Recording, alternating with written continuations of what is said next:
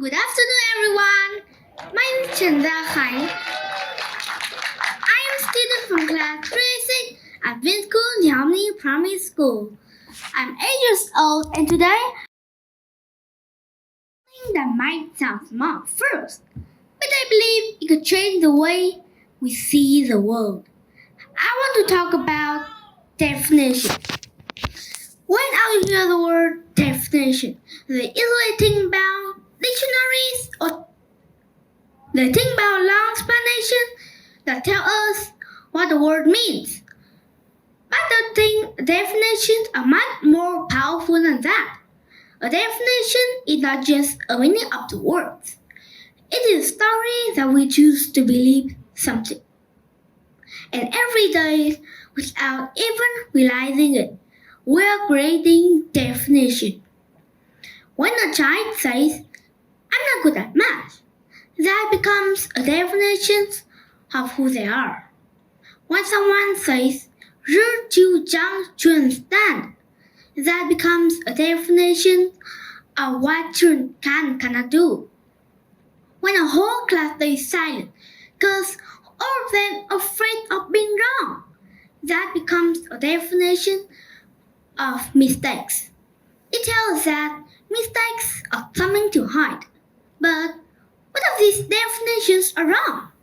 Today, I will invite you to redefine a few important words. First, let's talk about failure. Many people believe failure means you tried and you are not good enough. It feels like a final answer. It feels like door closing. But when we are younger, we don't feel failure that way. We learn to walk, we fell down many times. We learn to ride the bike, we fell again and again. Nobody looked at a toddler and said, you failed at walking. Instead, they smiled and said, try again. Falling was not failure. It was a part of learning. So what changed? Maybe falling did not change. Maybe our definition did. If we redefine failure as a step in the learning process, it no longer feels something that stops us. It becomes something that grows us. Failure then means we are trying. It means we are stretching. It means we are brave enough to do something new. Now, let's redefine the word bravery. Many people think bravery means you're not afraid of anything. They imagine superheroes who feel no fear at all. But I don't think that's true. Bravery is not absence of fear. It is action despite fear. It is raising your hand in the class even when you're speaking fast. It is you make mistake in the whole of class even you feel embarrassed. It is you standing next to someone who's being teased even worries that people might laugh at you too. Those moments may look small from the outside, but inside they're huge.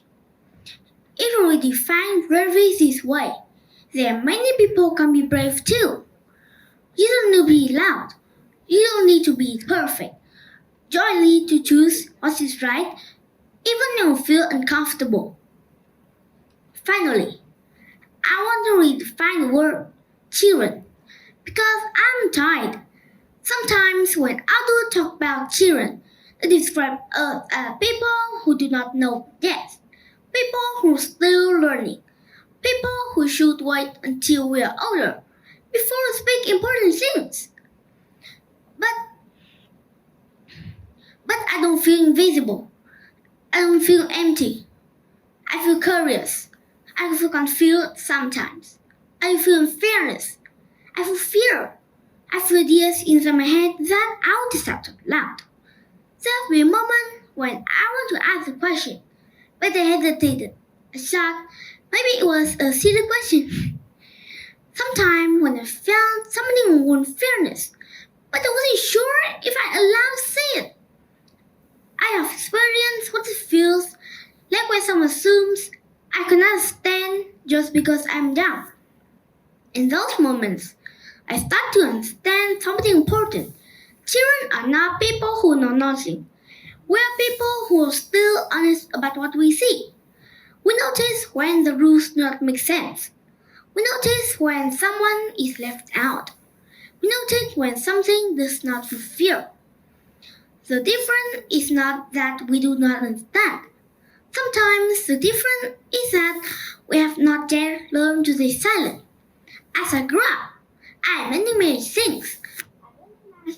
I'm learning science, I'm learning grammar, but I hope I never learn to stop asking why. Because if children stop asking and adults stop listening, then definition never change. And maybe being a child is not a weakness. Maybe it's change. Because we're still brave enough to question the meaning of things. And maybe redefining the word doesn't start with being powerful. Maybe it starts with being curious. Thank you everyone.